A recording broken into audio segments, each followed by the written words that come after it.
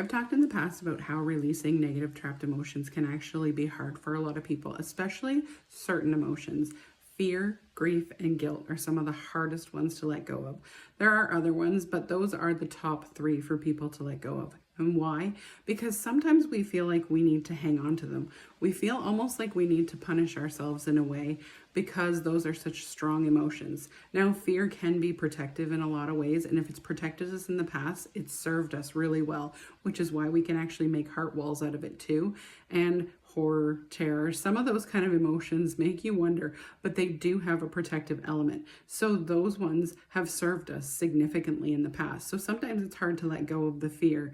We want to feel safe, and if we're afraid of certain things and we stay afraid, then we don't take certain risks and we keep ourselves in what we feel is a safe state. Does it serve us? Not always. When it comes to grief and guilt, those are two hard emotions to experience in life, and they normally come through an experience that's very traumatic, something like a significant loss. And we want to blame ourselves a lot of times, or we want to hold on to the grief because we feel like holding on to those emotions, we still hold on to maybe the person that they were attached to. And I use an example which is not exactly like a person, but it's just to give you an idea of why it is that we need to let them go and why it's okay. So while a book doesn't, again, come anywhere close to the significance of a person, this is just to paint you a picture.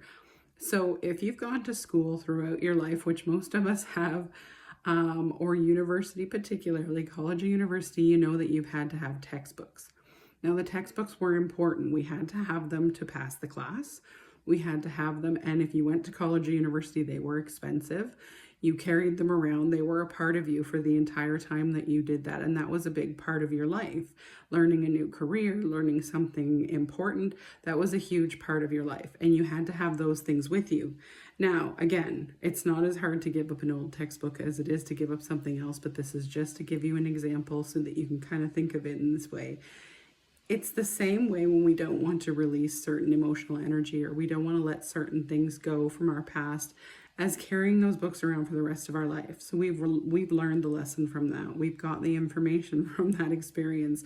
We're not going to lose it by giving up the book. We're not going to lose the person. We're not going to lose the experiences that we had with them. We're not going to lose the memories by giving up the grief or the guilt.